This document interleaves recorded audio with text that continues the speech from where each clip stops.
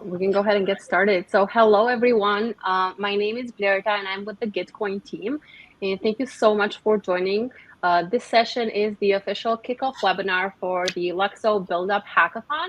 And with us today, we have Fabian and Jonathan from LUKSO, and they will be talking about LUKSO, and then they'll go over the event and the bounties that are part of this hackathon. So for just a few things, this session is being recorded, and you can always rewatch it on our Gitcoin Media channel on YouTube under the LUKSO Build-Up playlist.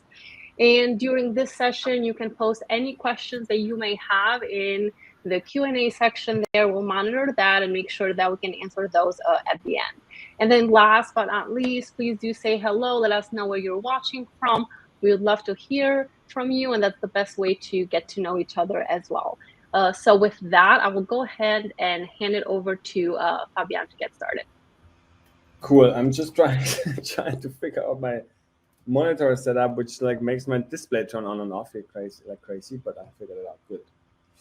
All right. How many people we have here in? I see. Okay, 90 people. Awesome. So welcome to the first LUKSO build-up. That's the second hackathon. We have done a hackathon before, but this is the first one that's called Build Up. Yeah, we talked about this. We will talk about LUKSO a little bit, and then introduce the hackathon, the different bounties, why we are doing those bounties, what we want to get out of it, and in later sessions we have also workshop series and other things that get more into the technical aspects of all of this. So LUKSO is a new blockchain that's coming. We see this as the foundation for the new creative economy and the basic Web3 infrastructure, built on an ETH2-like network, but also on a set of new smart contract standards that will revolutionize the way we do things on blockchain. The founding team, or the leadership team, actually, is myself. I was a former lead developer or lead DApp developer at Ethereum. I built Web3.js, proposed ES20 in 2015, built the first Ethereum wallet, the Mist browser. It was the first Web3 browser. I also standardized other things like the Ethereum provider. That's the way of how MetaMask and Brave browser talks to DApp. So I had my hands in a lot of the very core stuff of how the blockchain space works and runs. Marjorie is also a co-founder of the Dematerialized. She has been around the blockchain space also since years. Built and led the EY Innovation Lab. Is a board member of the Bundesblock, initially architect, and brings the creative angle of LUKSO. And Arsalan, who is our COO, he helps with structuring and all of these things and growing this to the next setup. He has been actually the CEO of Business of Fashion, which is a big media in the fashion business tech space. So what is LUKSO? Like I said, it's a EVM blockchain. We're actually using the tech stack from ETH2. So we're using a beacon chain that has a validator set up in combination with a smart contract execution engine. So when your stuff runs on Ethereum, it will run on LUKSO, but it's the ETH2 way. So it's proof of stake instead of proof of work. It's currently running in a testnet. It's called the L16 testnet that you guys can access checking our docs. You can join as a node, you can join as a validator. You can build on top of this. There's a faucet, there's RPC endpoints and all of this stuff. And we are basically building a set of core standards that make that even more sophisticated than what other blockchains do.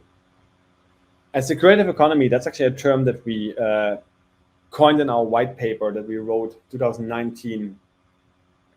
We called it the blueprint for the new creative economy. And that's something that was not a word at the time, and now it's very much of a word, including other terms from our white paper.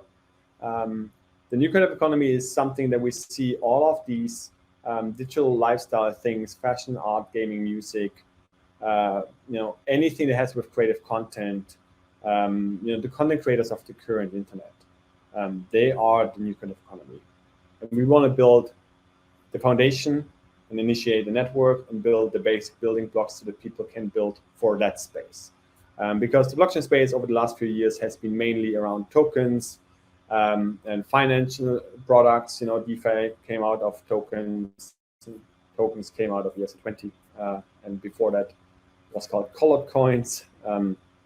And the idea is really to move this away from the more financial angle, more to the creative angle, more to actually allowing people that participate in our cultural conversation to interact also in a decentralized way.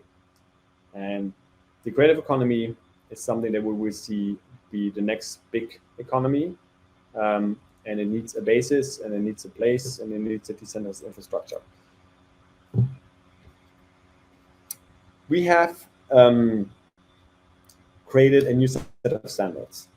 Initially, the standard proposals around blockchain standards, and that are mainly smart contract standards, come out of the ERC space, or the Ethereum improvement proposals. And I coined the term ERC, Ethereum request for comment, with the first smart contract standard back in 2015 that I proposed, which is ERC20. ERC20 then kicked off this wave of standardization. With Luxo, as we are starting a new network, we chose a different name. First off, when I chose ERC, it was never intended to be the actual standard name. It was intended to actually have just attract the community to have conversations. That's why it's called Ethereum request for comment. The number 20 of the issue number 20 was never meant to be the actual standards name. So that's why we call it LSPs. And LSPs means Luxo standard proposals. So we have in the name here that it's actually a standard proposal. And also not proposing our standards in the ERC space takes away the noise. There's thousands of standards, hundreds of projects trying to get their standards somehow standardized or get attention. And it's a very noisy space. It's very hard to make things right and to make fundamental things better. So that's why we chose to do this in the LIPS repository, which is the Luxo improvement proposal repository, and we call it LSPs. Blockchain standards are obviously the most core piece, right? If we wouldn't have ERC20 or 721 or any of the other standards, then how would wallets work? How would tokens work? How would NFTs work? How would anything of this works? And standards, smart contract standards, allow this to make that usable and interoperable. We have core building blocks in Luxo that are mainly universal profiles, NFT 2.0, and what we call culture and currencies. So two of them is what we have today. NFTs we have, culture currencies is tokens is what we have. What we have done is we have improved them. I literally improved the standard that I proposed in 2015 and also unified them in the way they are named, how functions are named, and how they work between NFTs and tokens. This way, it will be an easier developer experience because they are more guessable function names because they're literally the same, except with small changes. And they're also in their behavior very similar. And they're also on top of this have very flexible ways of how you attach metadata to these tokens and NFTs, which is something that's extremely limited right now in 721, for example, where you can only attach one single link. And they very well work together with universal profiles. And universal profiles is basically the very most important piece and also one of the reasons why we're doing this hackathon. They are the core building block of how you will operate on blockchain and how you access and work on blockchain going forward. They are a smart contract-based account system based on different standard components that are highly extensible, highly modular, and that give a user experience that the blockchain space needs. So when we look at the current blockchain space, the biggest problem we have is we have a lot of dApps. Most of the dApps and things we have are around trading, literally. There's barely any social, dApps that have any kind of adoption. And the reason that is because the user experience of blockchain is very difficult. And the ones who obviously think, hey, okay, I can make money here, I do trading, they will take the difficult steps, right, to get into MetaMask, for example, and start doing something with Uniswap and other smart contracts, while the ordinary person is completely out of this. And if he ever uses blockchain, then he probably just signed up on Binance, and that was his blockchain experience, just trading on a centralized exchange where he has one single login. The idea of universal profiles is to change the way of how we interact on blockchains. And right now, everybody does this basic purely on keys. So you have simple keys, and these keys are your account. The problem with those is they're a single password that you cannot change. They're a key that can have no information attached to it besides the balance it has on the blockchain, like on Ethereum you have Ether, right? You have to pay transaction fees, right, if you want to interact with blockchain. That basically means user experiences have a big warning that you have to write down 12 words and you don't know why, and then you have to get some Ether to do something on a blockchain, right? Universal profiles and these standard components really allow to remove all of this, and that's the biggest innovation in all of this. They've upgraded the security, so a universal profile smart contract can have a key manager smart contract that manages it. So you can change the keys that you use. You can have different type of keys with different kind of roles that you manage your profile. That allows you to not depend on the single password, right? Because the key is replaceable. If it's weak, it can be weak in the beginning, but later you replace it with more secure devices or more secure processes. They have the ability to have an unlimited amount of data attached. That's done through ERC-725Y. So you have basically a unlimited byte 32 bytes key value store. That means can not only add like a profile picture and things that look like something, but you can attach information that's smart contract readable. That opens up the possibility of endless amounts of protocols that can be interacting with a universal profile, with a smart contract based profile. It can read from it, it could write into it, it could do all kinds of things. So it's an open-ended new wave of standardization that can just happen on top of a single profile's key value store. It allows, or we can do gas-free transactions because your key manager is able to receive transactions from anyone as long as they're signed by one of your controller keys that have a certain set of permissions. That means we can now build transaction relay services, and that's one of the core bounty that we have, that pay for users' gas. So what we actually need to have in the future going forward is we need to have a competitive landscape of transaction relay services. The same way of how you use mobile phone providers today, right? You use Telecom, Vodafone, or whatever other mobile phone provider. You get like 5 gigabytes a month, pay some subscription fee, and that's how you use the mobile internet. Same when you're home internet, right? You pay them a certain fee, and that's how you use the internet. For blockchains, we need the same, and that's exactly what a transaction relay service can do. A transaction relay service is a for-profit business that can literally, pay for users' gas. In Luxo, we have a transaction relay service that we will come with mainnet that will subsidize early users for some period of time until there's a good enough replacement with transaction relay service that other people run. And then people can just go there, get some free transactions, and then make a subscription and interact with blockchain without having to deal with any of this complicated stuff. Universal profiles are smart contract-based accounts, so they can look like something, right? They can have a face. They can have images. They can have all kind of data attached to it, and they create a new user experience. One of the important core pieces we're building is a browser extension. It's called right now, working title, Universal Profile Browser Extension. Guess what? And it's basically, you could call it the MetaMask 2.0. It's a browser extension that's not a wallet, but that's the controller. That's how you interact on blockchain and how you confirm transactions. It controls and holds the control to your profile, and other websites like a wallet application, or any kind of social application, or any kind of DeFi application, or whatever blockchain application you're using.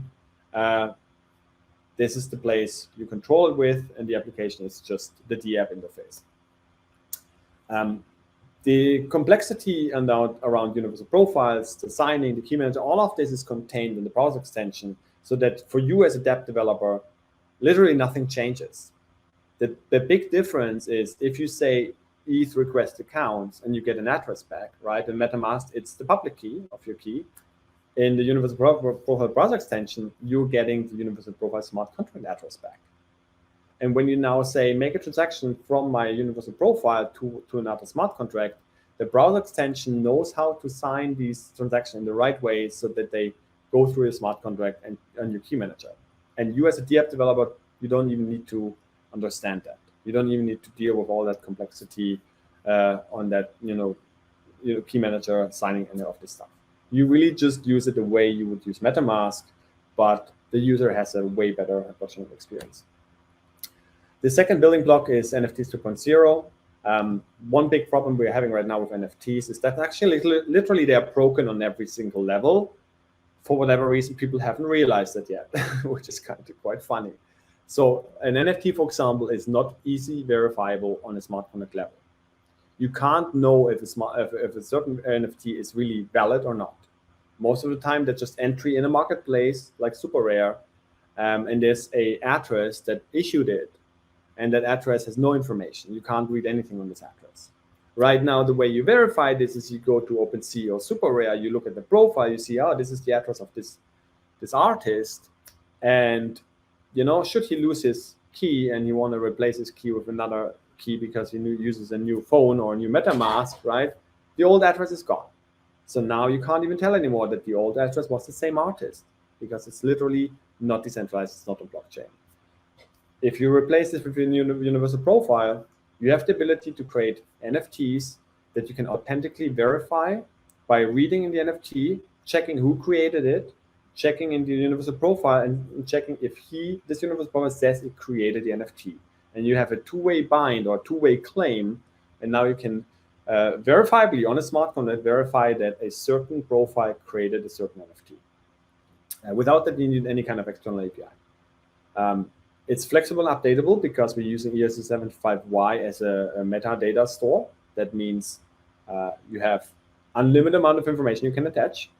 We have a standard called LSP4 that describes some very basic metadata for an NFT or token, where you can attach description, images, icon, and so on. But there can be multiple more standards coming on top of that, where people add what kind of extra metadata that an NFT or a token should have in the future, and that can be all standardized on top of these. You can even give certain permissions to update certain parts of the metadata, and other parts can be done as not updatable. So you can even create a permission level on top of your NFT so that you can even upgrade certain parts. Make a dynamic NFT, make an NFT that literally changes over time or even changes based on the protocol. It's safer because these new NFTs, this is basically the LSP7 and LSP8. LSP7 is the token, and LSP8 is the NFT.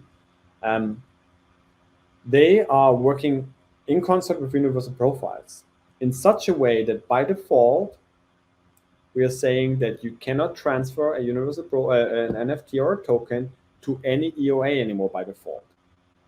They can only be transferred to smart contracts that incorporate a universal receiver function, which is a universal profile, or any smart contract actually incorporates it. That means it can actually interact with this NFT and can do something. This way, we literally prevent that people send tokens to nowhere, which happens all the time, because now sending it by default only works to those. For the ones who still want to hold onto a MetaMask, you can have a force parameter that you can set to true.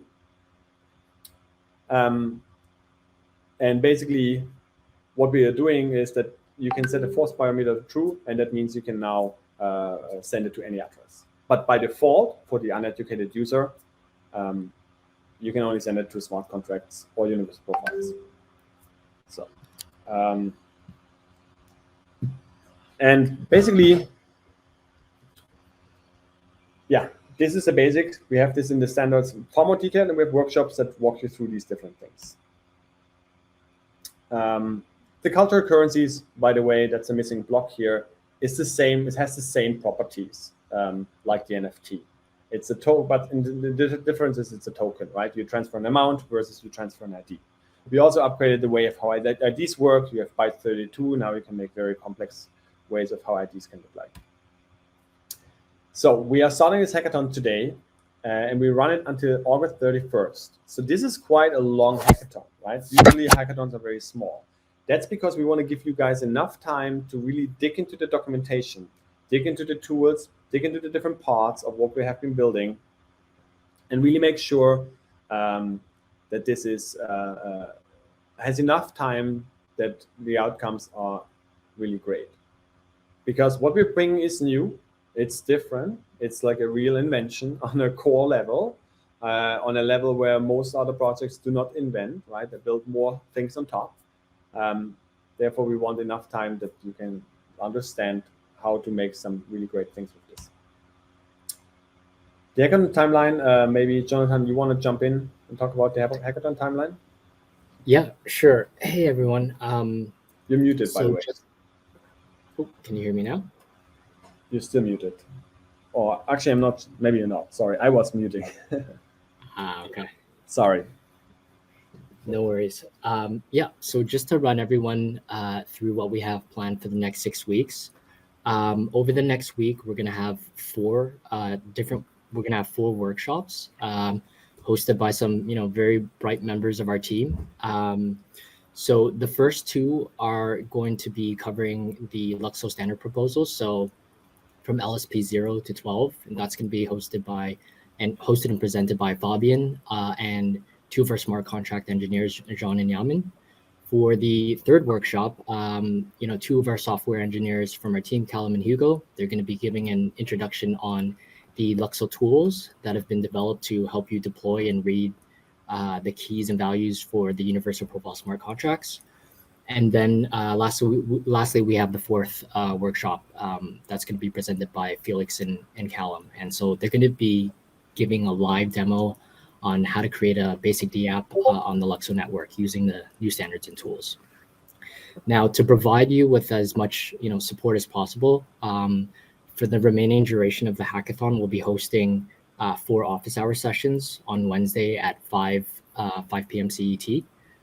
Where one member of our smart contracts team and one member of our universal profile team will be there to answer any questions that you have.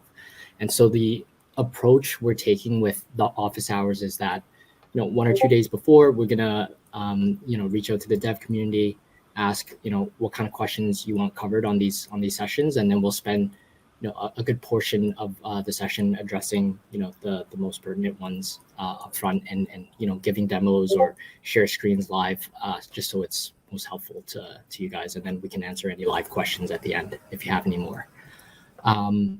And then of course on August 31st, we have the project submission deadline after 6 weeks, and then September 1st to the 7th, we'll have we'll basically open up the window for the community to have a chance to vote for their favorite projects.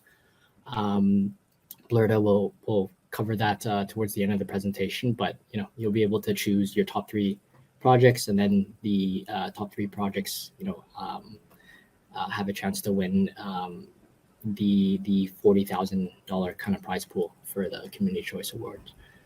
Then on September 14th, the judging ends, and then we expect to announce the winners on September 15th. And then we'll probably have a closing ceremony, but the time for that is TBD for now. And so stay tuned and we'll keep you updated. And specifically for the workshops, the proposal workshop, standard proposal workshop, standard and the tools workshop, they are like the place where you can really start learning about what we have been building more in depth. They are more like they're really like under the hood.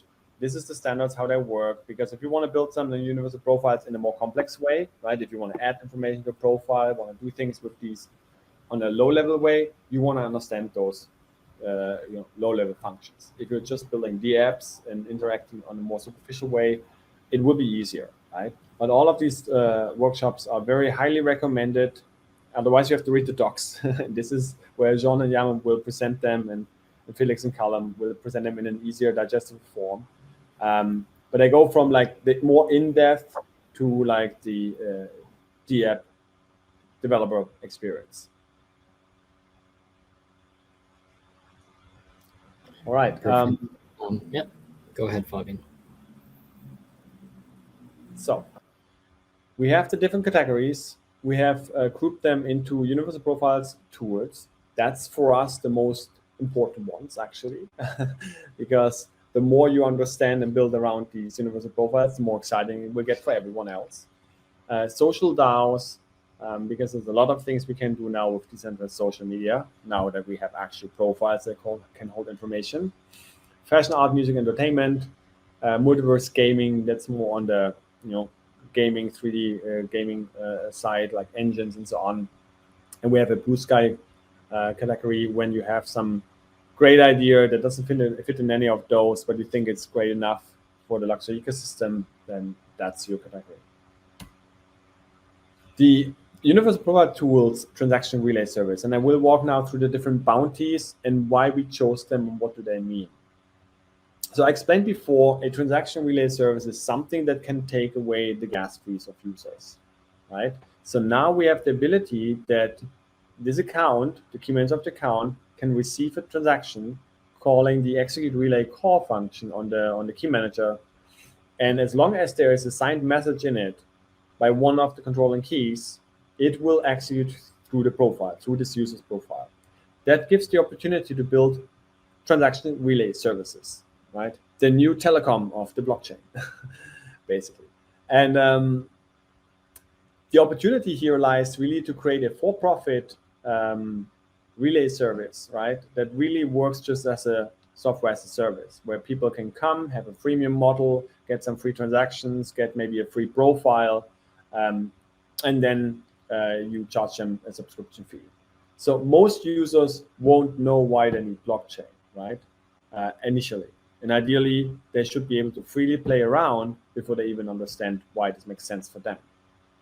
And that's where the freemium model comes in. That's exactly the hold-off on the mainstream adoption, because getting into blockchain mostly requires a lot of steps, requiring the native token, going to an exchange, doing a KYC, and doing all of these steps, which is exactly why there is no blockchain adoption. When there is no real people blockchain adoption, no DApp developer, no matter how great your app is, has any users. The transaction relay service fixes that. So the idea is to develop an API service that can pay for users' transaction fees. We have initially standardized in a draft form two endpoints. It's really simple. There's an endpoint, and this is all in the description linked. There's a simple endpoint. It's called /execute, where you can send a transaction signed by a key from someone's profile, and a quota endpoint, so that you can return back to, for example, the browser extension or any other app that controls a profile in the future, the quota that the user still has left for the period. The period mostly is a month, right? That's how we do it, like with the internet service providers, and that's how we do it with mobile phone providers. But basically, this endpoint returns the reset date, when it resets, whatever total quota the user has left in gas, could be also another unit in the future, and how much he has currently used up. And that basically allows interfaces like the browser extension to inform of how we, how much the user has. So we're currently still adding an endpoint, an RPC method, and a way to add a custom relay service. This will be coming hopefully in the next week or so. And then basically you can add, custom relay service to the browser extension, and that's the one that's then used to make transactions or to forward transactions to the network. Building a transaction relay service can be challenging because you have to deal with nonces, transaction queuing, right? You need to generate a transaction hash, ideally upfront. So there are some challenges to make this happen. But it's a very profitable business model, and probably one of the coolest, not the coolest, but the most profitable business model going forward, because you can make money on a margin and on top of user subscription fees. So that's something where we want to see a competing landscape. And if there's a very well-working, very well-trusted transaction relay service that works, maybe that's the one that gets implemented, sooner or later as a default in the Universal Profile browser extension. So the second bounty is a token and NFT vault manager. So basically, it's a wallet app, right? So we are used with MetaMask, that your MetaMask is your wallet. But if we want to actually have people interacting with blockchain dApps, real applications that are maybe not monetary, we cannot build every feature into a browser extension, because that would be unmaintainable. And if we look at MetaMask, right, which exists since 2016, I think, it hasn't changed a lot, right? It has literally added NFTs just recently. So, adding these kind of custom, new standards and what takes a lot of time. And this is not the work or the purpose of a controller of your universal profile. Therefore, we need a wallet application or many wallet applications which just display the tokens and the NFTs you have. And users simply press the send button, the browser extension pops up, and you just confirm the transaction there. We have the concept of a vault. And a vault is basically a separate wallet smart contract that you can deploy, which is owned and controlled by your universal profile, which you can use to separate your tokens into kind of different places. Maybe you want to have a family fund, maybe you want to have something that has to do more with social media, or maybe you want to actually deploy a vault specifically for an app or a game. And the reason why this is the right way to do it is because with the new permission system we have on these keys, on the tokens, on the controller keys that you use to control your profile, you can restrict them to certain smart contract addresses. So now you could, for example, give a computer game, you can ask the computer game to generate a key, please. I will add that key to my profile, but I restrict it to a certain vault. So now you can go into the computer game, make blockchain transactions, in your VR headset. You don't need to take it off. You can do blockchain transactions, act through your profile. If you look on the blockchain, you will see your profile that's acting. You use profile smart contract, but the game cannot steal all your other assets because you restricted it to a certain vault that you specifically created for the game.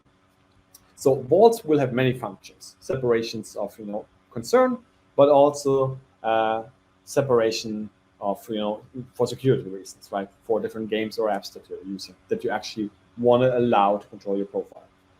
That gives you greater user experience in the app or the game, but you need to restrict it somehow, ideally to a vault. A vault itself is like a tiny universal profile, except that it doesn't have a profile picture. It can do the same, can interact with any smart contract, can do anything on that level, and has also the ability to attach any kind of information. So it's like the mini version of a profile in a way. The vault manager idea would be also that you can create vaults, you can manage them, move tokens around, and all of these things. So it's about creating a wallet app, a good-looking wallet app, ideally. Social recovery, very important, right? I mean, the current problem we have in blockchain is that you lose your key, everything is gone, right? And then you can also use third parties that hold your keys, custodian wallets, that's also not really great. Or you have a ledger device, and that means you do nothing with blockchain ever, because when do you take out your ledger device to do something with blockchain? When you have a universal profile, you can actually add any address to control your profile and have different permissions. So what you can do is you can deploy a smart contract that is a social recovery tool smart contract. You give it the permission to add a new key with new permissions. And in this recovery smart contract, you can add different type of friends that then can vote together to give you access back to your profile. So if you have 5 friends, you say, okay, at least 3 of them need to vote together to give me access back to my profile. So basically adding a new key that can control my profile, but I also need to give them a password. So we came up with a draft standard right now. We call it LSP 11, sorry. It's currently work in progress draft, but there is already a smart contract implementation that's working in the basic form. And this is something that you could use as a basis, or you can even make it more complex and work on top of this to make a basically app which you can add, deploy a social recovery smart contract, add it as a controller to your profile, and then add your friends there. The cool thing is with universal profiles, you could just copy in the address and it shows you the profile picture, for example, so you're adding the right friend. And basically this allows you to have peace of mind, or create peace of mind for the future users, because they can have different ways of how they recover their profiles, right? Not only backup keys and other things, and maybe a custodian service that could get you access back, but also your friends circle or people you trust. Open category basically means if you have any kind of creative ideas around universal profiles, then that's where it goes.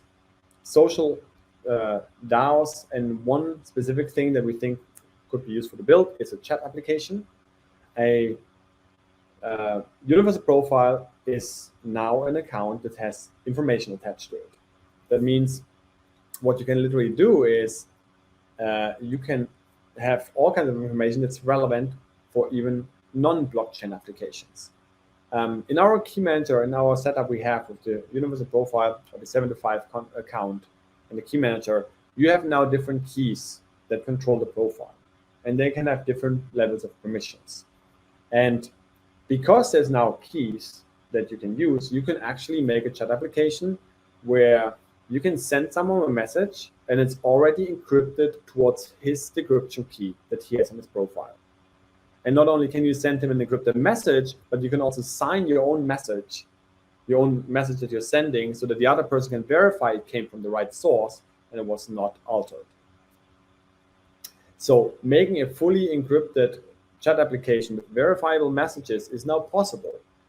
The reason why it was not so easy possible, because most of the time, you don't know the other person's decryption key, right? You don't know. That's exactly why GPG, right? The nice little like extra file people sometimes send with the email doesn't really, took off, right? Who is encrypting his emails? Who is signing his emails?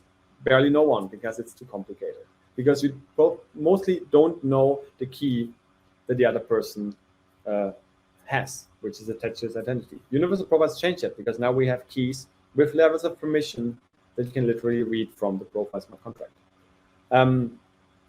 So we can encrypt messages and we can sign messages at the same time. This very bare bone example of how a chat app with Ethereum works. If you go to Etherscan, there's a chat application that basically, I think, encrypts messages based on just your public key, like the account key that you have. That's a very similar model, but here it's far easier, because we can have multiple keys that we use for different applications, and we can do the full encrypted chat application. Obviously, you need to pick a protocol that relays your messages. There's also a very bare bone chat application I built in 2015 January on the Whisper protocol that's still in the Ethereum Foundation repository. So if you look for chat in the repositories in the Ethereum Foundation GitHub, you will find that Whisper chat application. You would need to run a node with Whisper to make it work, but you can take a look at this if you want to. Another important cool thing that could be done is social media feeds. So think of Twitter just decentralized. Right now that we have a profile where you can attach information on it, you can basically make a system where you can create a message tweet, right? Create a tweet or a post feed, sign that tweet or the post feed so people can verify what's signed by you, and store a root hash of multiple posts into your profile. So and the URL maybe, or whatever you need. Right? This way people can go to your profile, understand this whatever feed protocol system, and now go there, read the messages, see your decentralized Twitter or post feed system, and also even have verifiability that it was actually signed by you. So signed by that profile. So it's actually messages that came from that profile. So that's another one. And you can also do more complex things. So you could, for example, create a DAO, right? A universal profile smart contract itself can also be a DAO itself. So universal profile is not just for people, right? It can be for companies, for DAOs, for objects, for things. So you can create a universal profile that represents a DAO. And instead of a key manager, that has different keys and one person is using it with different devices, you can say there's a multisig in front and hop you have a DAO. Because now the multisig can vote on like a certain transaction, and because your universal profile, the DAO can literally do anything. You have a full-on DAO.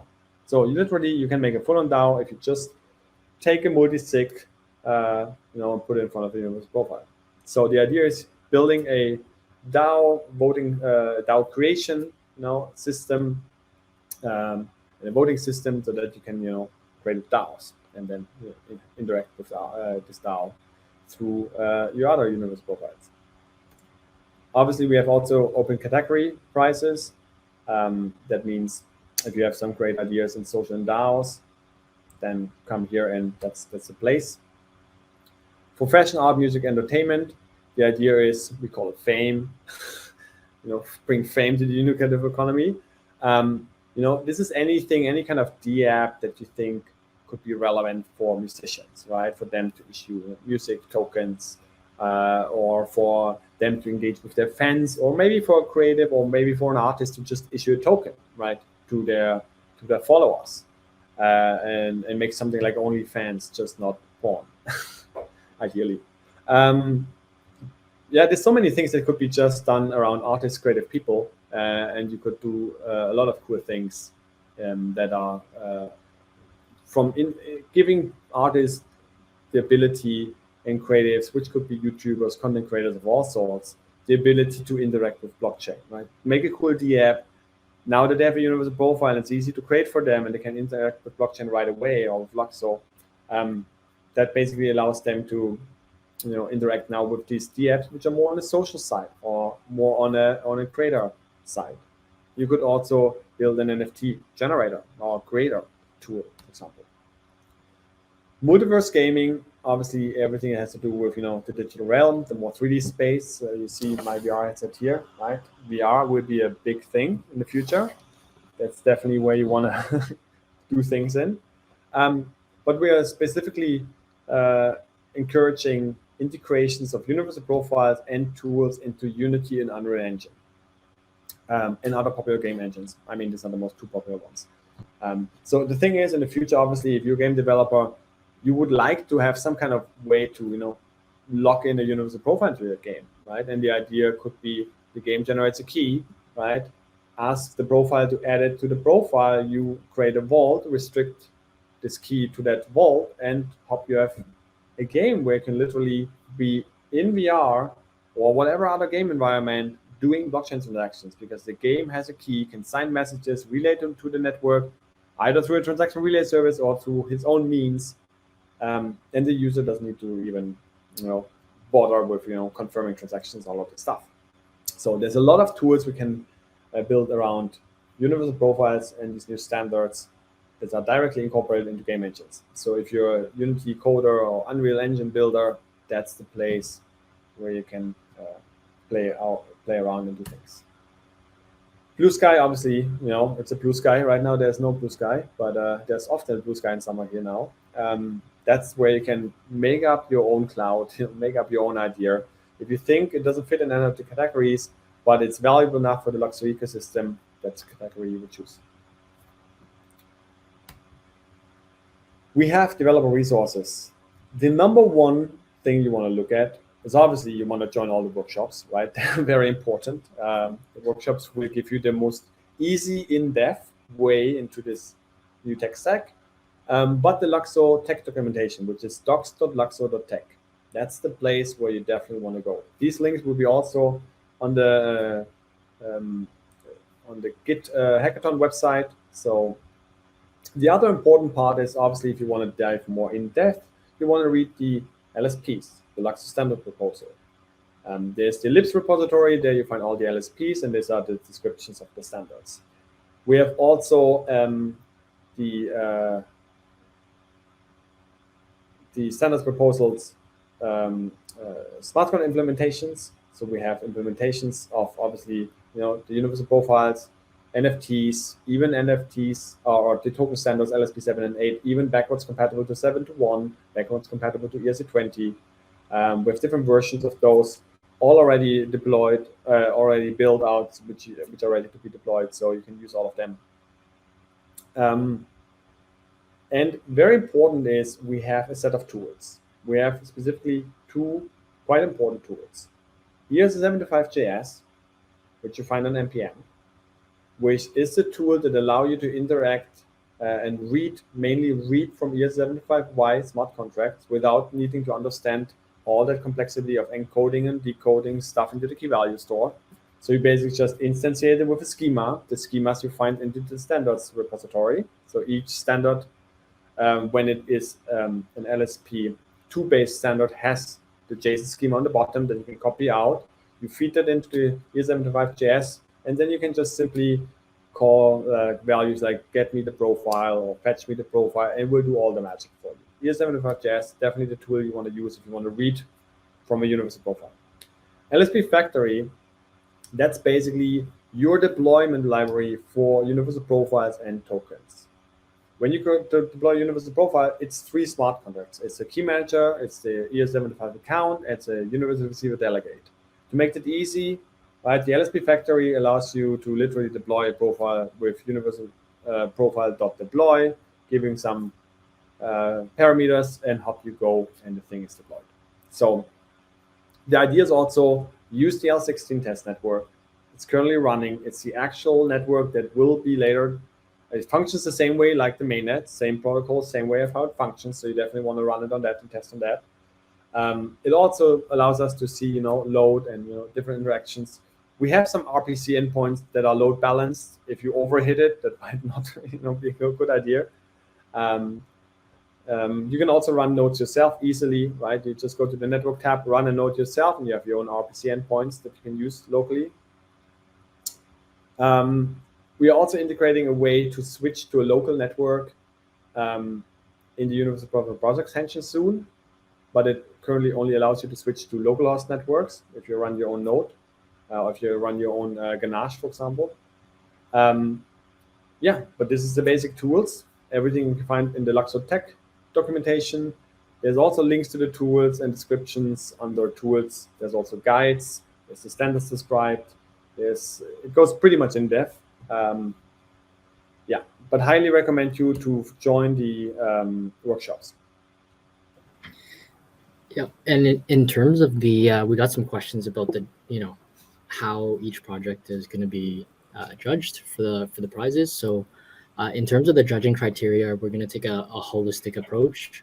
It's going to be based on 5 aspects. The first one being, how well has the project leveraged all the standards and tools to create it. The second being, how is it going to, contribute to the ecosystem, especially if it's going to build universal, integrate with universal profiles. The third one is going to be based on the technical excellence. So, is the code written efficiently? Is it well documented? Is it technically innovative? And then the fourth one, originality and creativity of the project idea. So we know that, we've put out some bounties asking for very specific things. So how this criteria would apply to that one would be, how did you execute the idea? How did you implement, different features that might be innovative? And the last one is, user experience and design. Ultimately, we're, a protocol that's, trying to bring in the mainstream. So it's definitely an important aspect that the user experience and the interface is something that's easy to work with for mainstream users.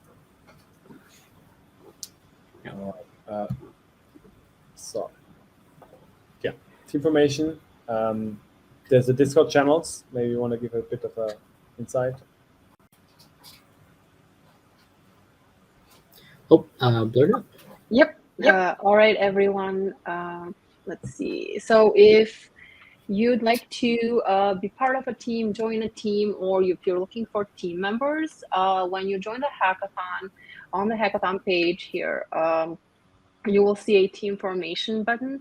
And let me see if I can share my screen. Yeah.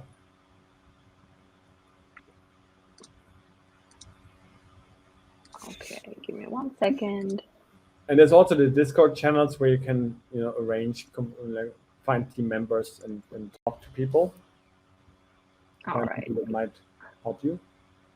Yes, definitely. So here is the team formation button that you can click on. You can go ahead and fill out the form right here. If you're looking for a team member, if you're looking to join an existing team, and then you can go on Luxo team matching submissions. Right here, this is basically the database, and you can take a look right here, join a team, and here are the Discord handles of everyone that's interested to join a team. And if you're looking for team members, here everything is categorized by like skill set. And if someone is, if you are looking for a team member, if joining a team, and then you can actually go ahead and link up with them on Discord by using their Discord handle. So that is that. And then in terms of how to submit a project, well, once you join the hackathon, you will navigate to the prizes and click on a bounty that you'd like to work on. And go ahead and click Start Work. You will come up to this little form here, and then you can go ahead and just fill out the form here. Let's see. Put up your GitHub repository, and then just keep in mind that you can modify this form, throughout, make any changes necessary, and then enter the team members. Make sure to enter yourself as well. Even if you're just working solo, go ahead and enter yourself here as well. Otherwise, it will not let you continue. And click Submit. All right. Then one thing to remember, an important thing to remember, is that when you want to go ahead and submit your project, at the top here, you will see Submit Work, and then you'll see Stop Work. Make sure that you are hitting on Submit Work. So click Submit Work to go ahead and submit your work. If you decide that you don't want to continue any further with the project, then you can go ahead and click Stop Work. Otherwise, your work will be erased if you click Stop Work. So to submit the project, it's Submit Work. Just make sure that you remember that, because that's very important. Okay, let me stop sharing.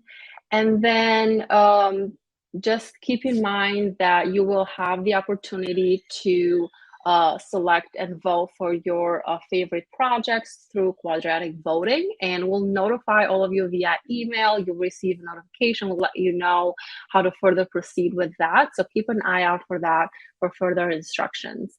And that is all, I believe, for me. I think if there's any questions, just go ahead and add them to the Q&A there, and we'll go ahead and take a look now, and Fabian and Jonathan will answer those questions as well. And if there's any questions for me, feel free to add those in there as well. All right. Let's see. Okay, so I do see that there's some questions here. Let's see, is there a similarity between universal profiles and soul-based tokens?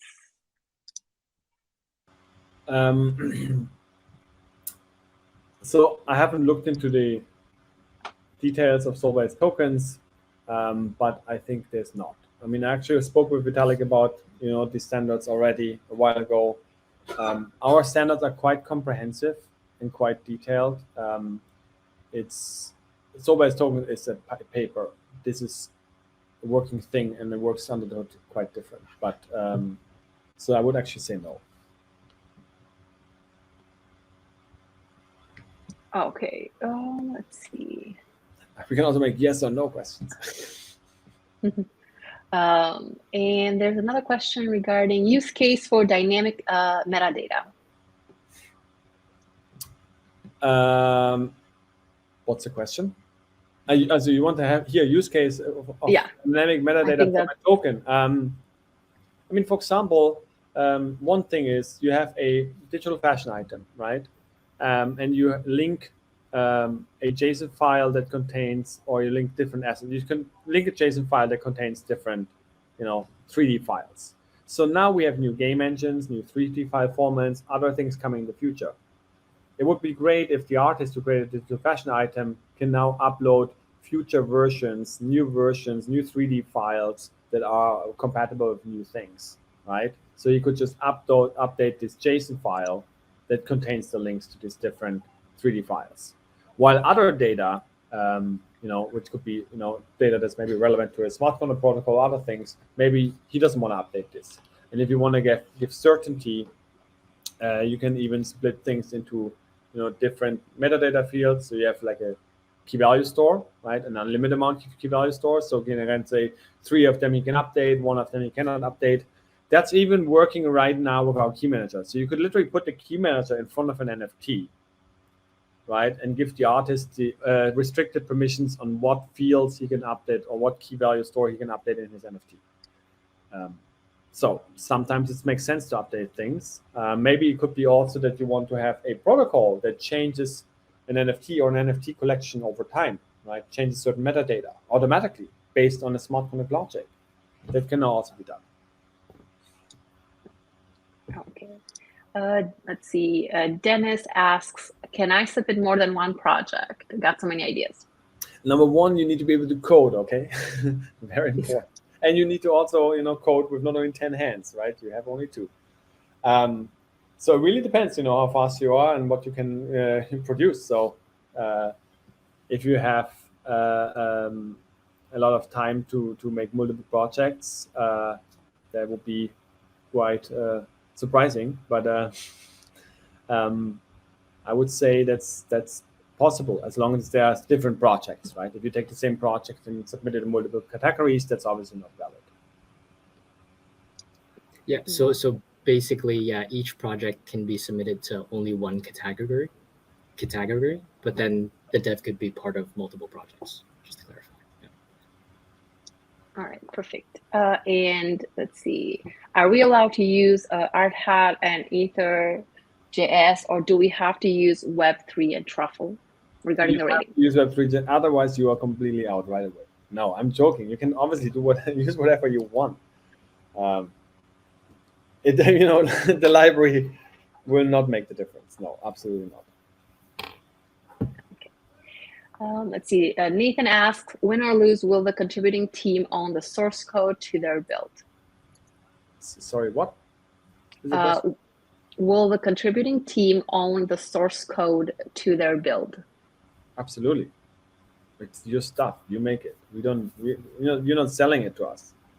It's your thing. Whatever license you put on it is your choice. Yeah. Okay. And Claudio asks, should we focus more on deploying on L16 than L14? I would suggest use L16. You can also use L14. You can also use, whatever, Rinkeby or whatever other test network, whatever you need for testing. But I would suggest using L16 because that's the current version of how mainnet will work, right? And you want to test it in that environment. Okay, and Jeff asks, does the code base need to be made public, or can it only be made available to the judges? That's an interesting one. I would say for things like the transactional relay service, potentially that would be possible.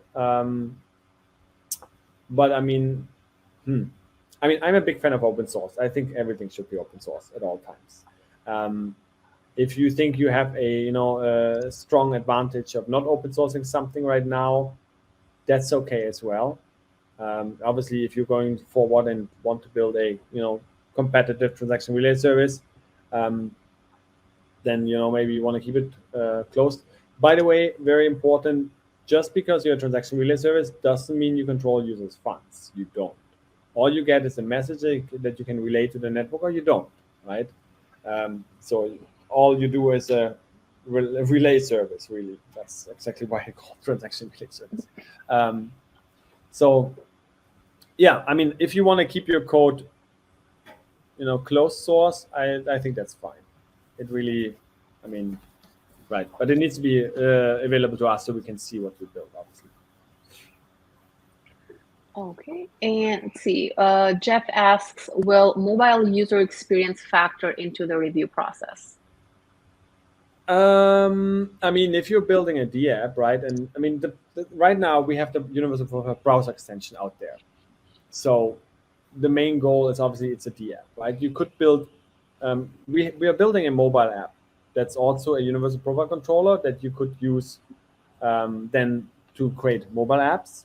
or even use the mobile Safari browser to wallet connect to your Universal Profile mobile app. We don't have that out there yet, so it will not play a big role. Mainly a web-based experience. Okay, let's see. Another question for assets created on L16. Will they port over at mainnet, or will we need to reissue? So you're building someone on a test net. Nothing will be magically migrated to mainnet. So I'm not sure if you want to deploy things on L16. So L16 is a test net and it's going to stay a test net, right? I'm not sure if you want to deploy things that actually have value on a test net. With L14, that's specific because there's specifically DMAT drops and so on that happen. Because DMAT was born out of Luxo, it's something that we obviously migrate to mainnet. Any other thing that's on a test net probably should be just test stuff. Let's see. Daniel asks, how many hours will the LSP workshop last? So we're planning for 2. Yeah, we've scheduled it for 1.5, but we've left in some buffer, because I'm sure we'll get some questions along the way. So, yeah, definitely. Okay. So expect 1.5 to 2. We'll have some breaks in between, but yeah. All right. So my account in L16 is out of bandwidth. How can I request more? Not sure what you're spending your test lux on. Also it's out of bandwidth. You mean the browser extension, or you mean the faucet? If you mean the browser extension, that's a artificial limit that we will lift. The 5 million gas. That's the limit we will lift in the next update or so. It's really to simulate the quota. That's why we have it in there. I guess that's what you meant. You can also, by the way, just fund your keys, right? Look at the controller keys, send some lux to the controller key, and then the browser extension will automatically use that controller key that has funds rather than the relay service. And then you have no limit anymore. I mean, as long as you have lux, right? So there's always a way to get around this. Just fund your key. Just send some lux to your key. You can know the controller key by on the lower section where you have the authorized section where you have this browser extension and the universal receiver delegate. You click on this browser extension, and then on the top it shows the key. That's the controller key. And you can just send some funds to it, and that's it. Okay. Another question. Luca asks, what did Vitalik say about Luxo ERC 725 standard? So I have talked with him about the social and creative concepts actually 3 years ago. At the time, I think he didn't see it for that important. That has obviously changed. Now he's talking about social a lot. With 725, I mean, he hasn't digged into the standards in detail. I have talked about it with him, and I gave him the input, but he hasn't looked it up in detail. So I would say he has nothing to say right now about it. They will obviously change, right? All right. Let's see. I don't see any more questions. If there's any more questions, just go ahead and enter them in the Q&A. You can also raise your hand if that's easier for you guys, and I can bring you on stage as well. So feel free to do that. Well, I do see. Where did you get your kick-ass dance moves? That I learned by myself over time in clubs. I'm already going to parties since I was very young, and there was a very big gap. So it's where you learn it, when you're 15, 16, 17, going to techno parties in East Germany. That's where you learn that.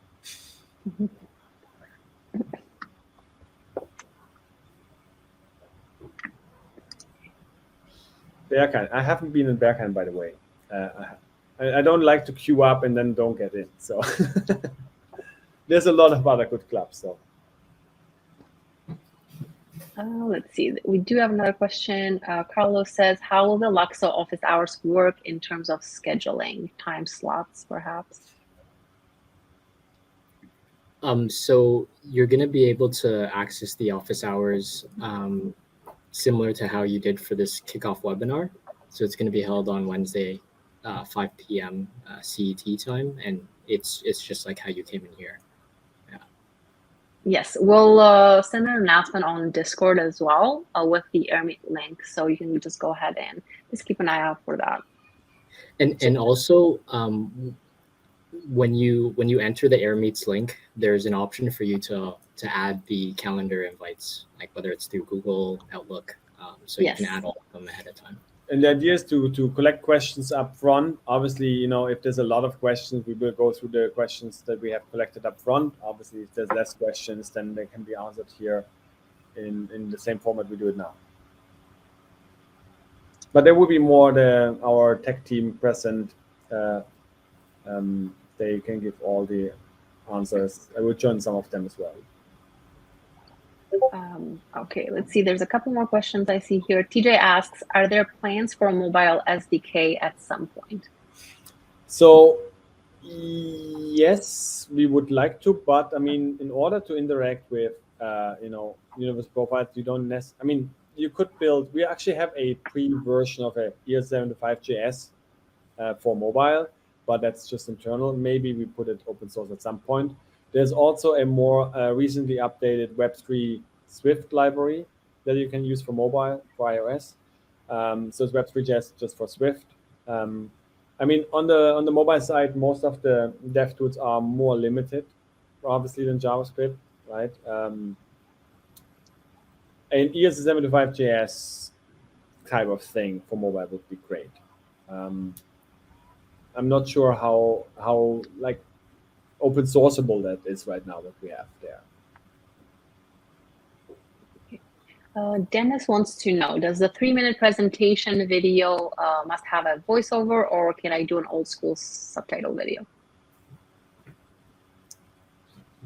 Yep, you can either or is fine. Obviously, we prefer a voiceover video, but yeah, if you're more comfortable doing the subtitles, we're open to that as well.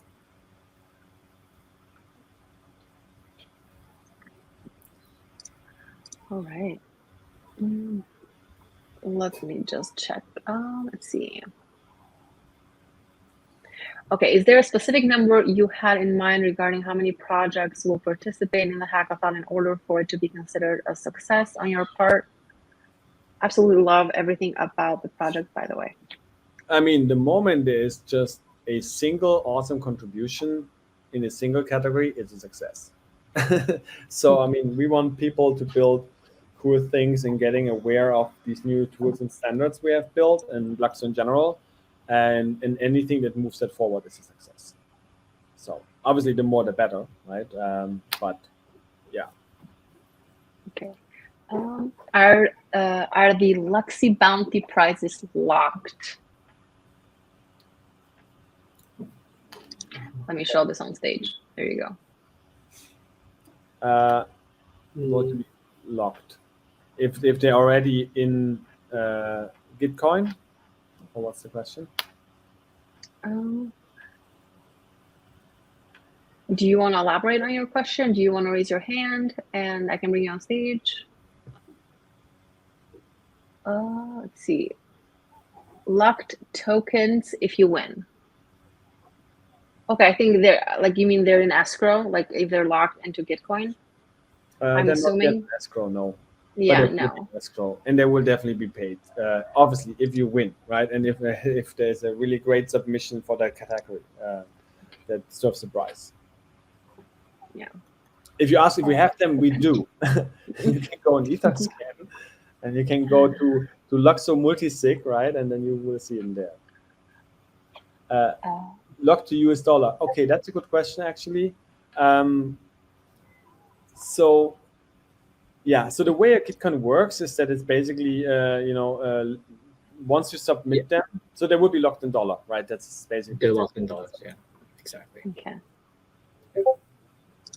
Let's see. Will the workshops be recorded so that they can be viewed at a later time? Yes, the workshops are recorded, and you can actually find them on Gitcoin Media on YouTube under the Luxo Build Up. There will be a section, with all of the workshops there for Luxo, so you will find it there on the playlist. Yep. See, And we'll will also winners? providing the link in the onboarding, the Gitcoin onboarding page as well. We'll put the links there, and then we intend to upload it into the Luxo YouTube channel as well. So a lot of places for you to find it. Perfect. All right. Will winners get an NFT in relation to the position of winning? That would be great, and we might do that considerably. I mean, we can consider this after mainnet, but we could potentially do an NFT before also an L14. But every time we create something on L15, that's also something that needs to be migrated. But we can definitely consider an NFT, absolutely. Yeah. See, Aris asks, are DeFi projects also considered if they are combined with universal profiles? If that somehow is relevant to like the more creative economy, I'm not sure what kind of DeFi project you would have in mind. If they work, for example, if you're building a tool that works with LSP7 and LSP8, and it's some kind of trading or whatever tool, that's also useful, absolutely. That would, depends on what kind of background purpose it is. Otherwise, it goes in the blue sky category. Exactly. Yeah. See, how quickly will the videos, including this one, be uploaded after recording? It's actually live now on YouTube as we are doing this on AirMeet, so it'll be there immediately after. You can watch it on there. Let's see. Lyle asks, does or will Luxo have a grants program for projects, and will submissions in this hackathon get a preference? We will have a grants program. That's not completely finalized yet. If you make some cool things, and we have already seen you working, that probably increases the likelihood of it getting a grant. There will for sure be some cool projects coming out of this that will be very grant worthy. That's our hope as well. Let's see. Can a team have more than 6 people? The team size is capped at 6, so yeah. One more. You can be solo and to a max of 6. Yes. But if you have a secret member, right, that you don't put in the Gitcoin list, who will know, right?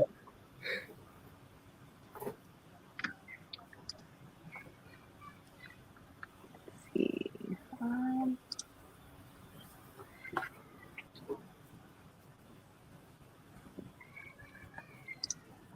It looks like we've answered all of the questions up till now, so I guess we'll see if there's any more that come in.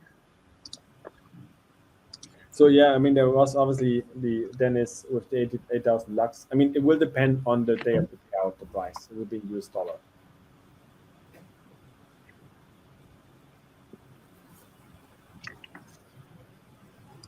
So maybe you should all hope that the price goes down. Work for the success, but hope for the anyway. Let's see. Lucas says, what will be first, Luxo dApp built by Luxo team, and will it be live with mainnet?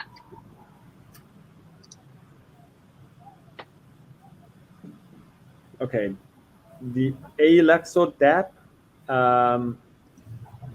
So we are, the Universal Profit Browser extension, obviously, that's going live. The Universal Profit website is technically a dApp. There will be a wallet dApp. At mainnet, mainly the things that we will release will be tools for Luxo migration and basic building tools and other things. That's where we are laying our focus on. So if you're asking if there's like a mobile app coming right on mainnet, we are working on some, but they are, as we only have so many hands, they are only, they're like, 80% ready, but they're kind of waiting. And we have to see how we move that forward. But it will be mainly like the network, the tools for people to start building. That's Okay. the most important thing. There's other people building apps and the apps, obviously, right? Let's see. What? When can we start to submit? It can be resubmitted before August 31st. Sorry, can you say that one more time? Here, let me just put it on here. Yeah, I mean, August 31st is the deadline. Blurta, is there a way to kind of, if someone's submitted a project early, is there a way for them to resubmit though on the platform, or do they have to kind of restart there? Yeah, they would have to probably get in touch with us through Discord, so we can just switch the links on the back end. Okay. Yeah. Yeah.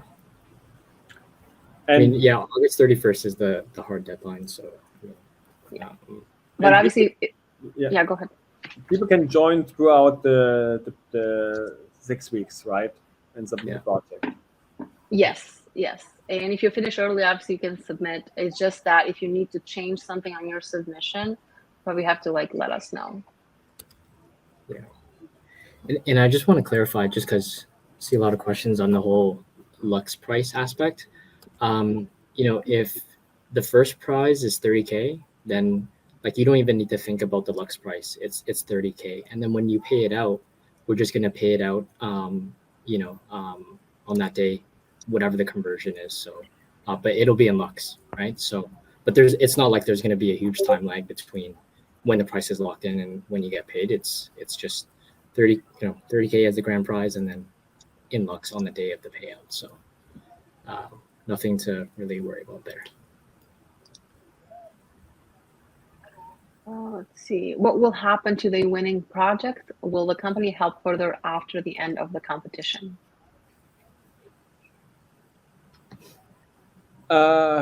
Company will help further. What exactly does that mean? And we have a Discord. We have a very helpful community.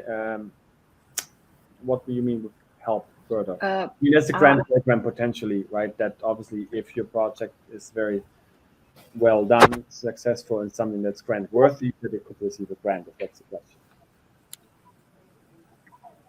Okay. Could you please share the link to the members candidates to make teams? So the team formation, I can share the link to the team formation form here. Is there a cutoff for teams still entering? No, you can still form teams and register for the hackathon and start hacking. Do I have to have a nice Git history in the project? Is it also a rating factor regarding the technical aspect? If you have a nice Git history, I mean, if you have a nice Git history, that's always a good thing. I mean, your Git history in terms of your commit messages. All right. No, it's not.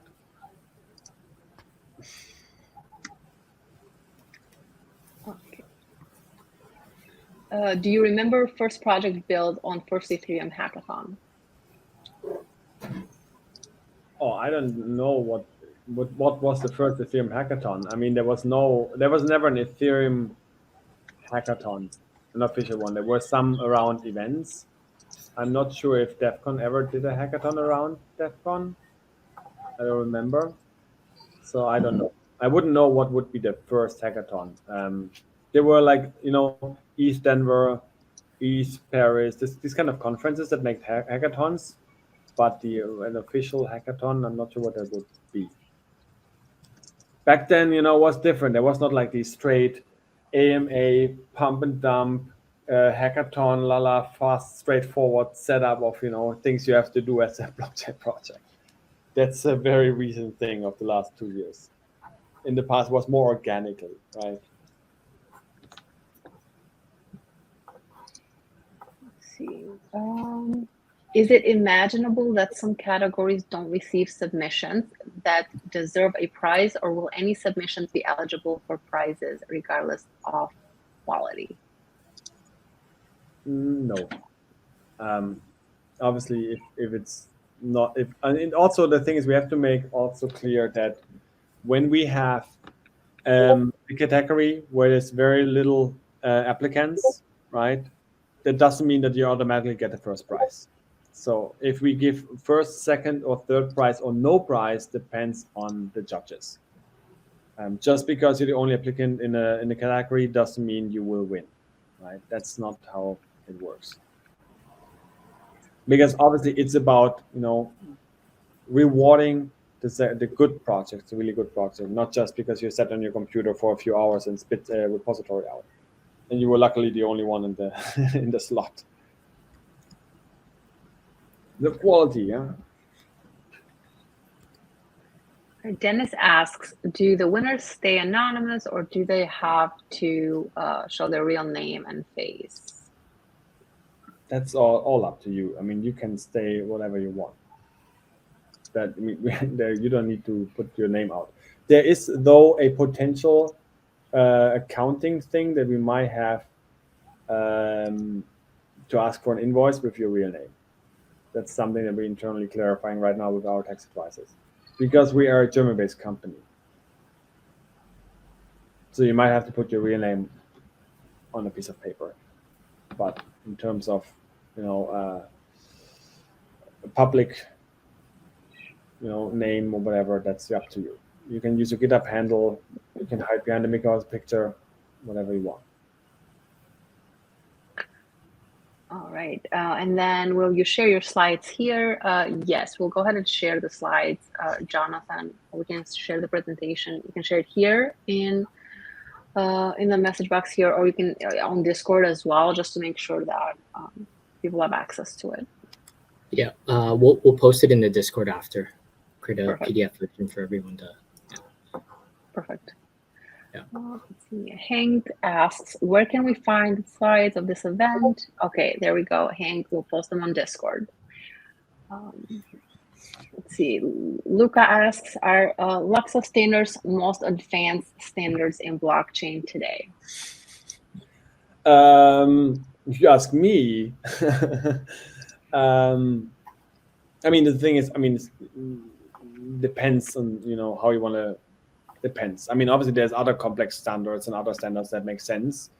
I would say, if you compare it to most standards, which is just a single smart contract and its interface, Luxo standards are a bit more complex.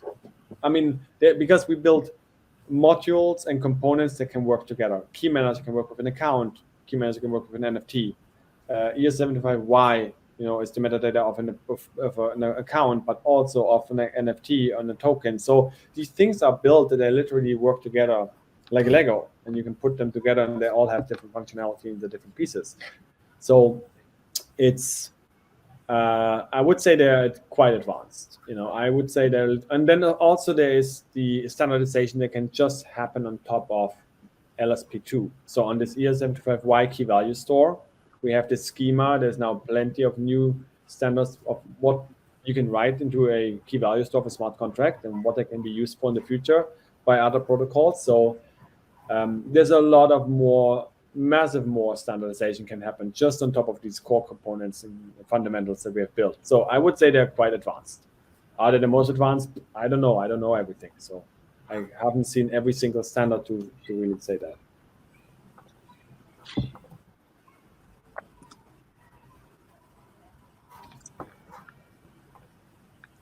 Blurta, do you have access to all the questions after this whole event this instance is finished, or?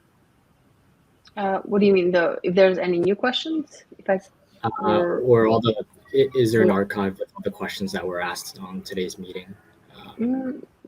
There should be, yes. Do you need all of them? Do you want me to collect them? I think it'd be good just so that, maybe we can address some of them in text so that in the future. Yeah, definitely. Okay. Let's see. I don't see any more questions on here. Let me just double check.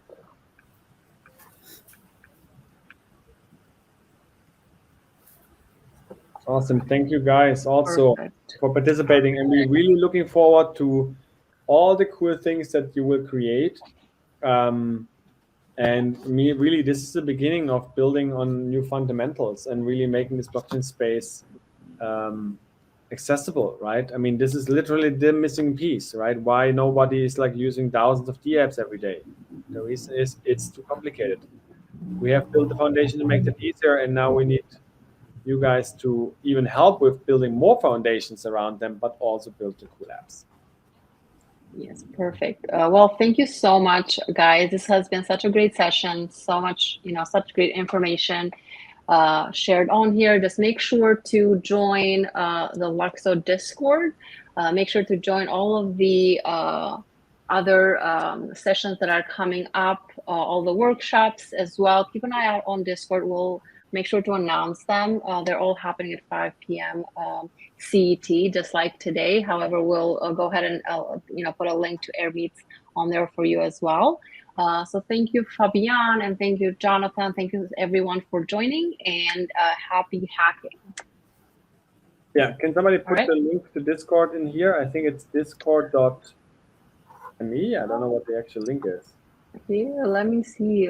Discord.gg. Yeah, that's the one. All right. Perfect. Thank you, guys. See you around, and we are really looking forward to what's coming out of this hackathon. There will be a lot more build-ups in the future. That's why there's a number, right? So.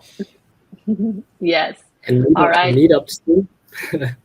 And meetups too. Speak ups maybe as well. All right, everyone. Have a great day. We'll see you on the next one. Bye. Thank you. Bye, everyone. Bye.